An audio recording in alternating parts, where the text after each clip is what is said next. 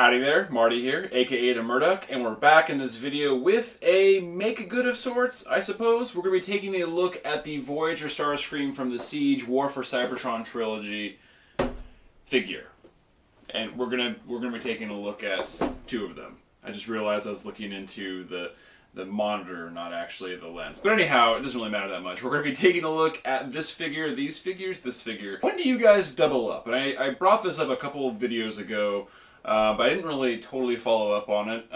When do you guys double up on figures? For me, it's when I'm being stupid and I accidentally pre-order two of the same figure. I kind of don't think that's a common problem. And I was going to return one, but then it did hit me that, you know what, this isn't the worst thing having two of this guy, one for each mode. And so that's what we're going to do. I'm going to keep both of them. But yeah, like, when do you guys intentionally double up when it comes to Transformers? Yeah, I'm just curious. Leave a comment down below. And let's take a look at the box first, because, you know, why not? Of course, you have a nice window with this collector-friendly box, so you can just take them out and then pretend the figure is still, you know, mint in box or whatever when it's not. You know, it's what you'd expect from a Voyager box.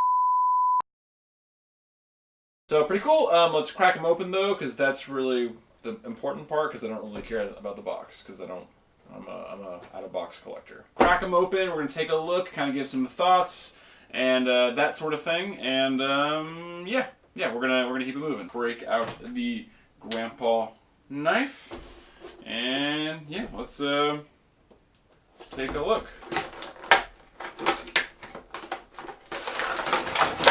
Got the instructions here.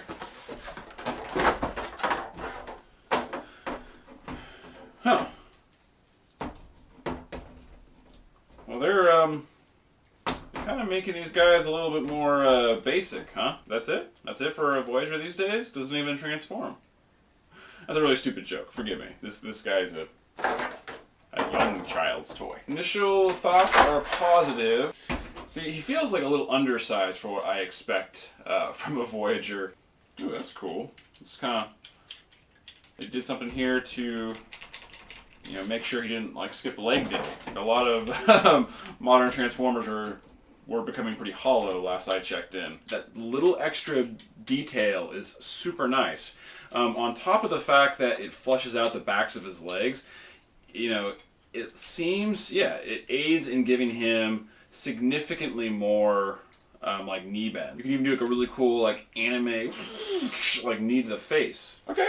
He's got a good look. I think he looks like Starscream, you know. They got the colors down, tons of detail. They got some airbrushing and some paint, washes and stuff. That's cool. Tons and tons and tons of molded in detail. He's got a nice face with pretty good Starscream frowning expression. Pretty neat. Pretty neat. Not bad. I don't absolutely love his form. I think it's just sort of part of the nature of the fiction it's from. I just, you know, it's cool. I have nothing against it specifically. It's just he's a little bit more blocky than I would typically like for a Starscream. I usually like Starscream to look a little sleeker. This is a perfectly acceptable toy for the price point, especially at this point, you know, our expectations of value and all that kind of stuff. What I want to do now, though, is just put them in jet mode, transform back and forth a little bit, just kind of get a feel for them, and then we'll put them on the Wrestle Review Station, give some final thoughts, and yeah, that's pretty much it, I guess, depending on how I do all this. So I'm going to need instructions. No raise off.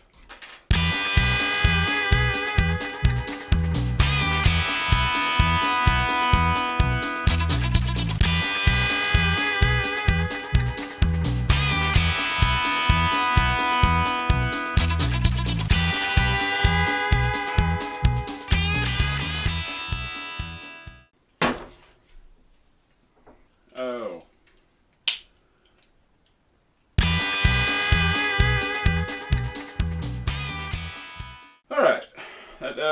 It took a little bit more doing than I would have expected. Pretty cool jet mode. I mean, it's one of those deals where all Seekers pretty much go through this sort of deal. Robot underneath the plane syndrome. Pretty neat. I'm super stoked to have a Tetrajet Starscream in my collection. This is, what you should expect from a Transformer these days. It feels solid, it's pretty well engineered, it's got a decently fun, kind of simple transformation if you know what to do. I like the faux cockpit piece. The back is kind of rough because that looks just like, clearly, you have his like faux chest cockpit there and his robot nipples there.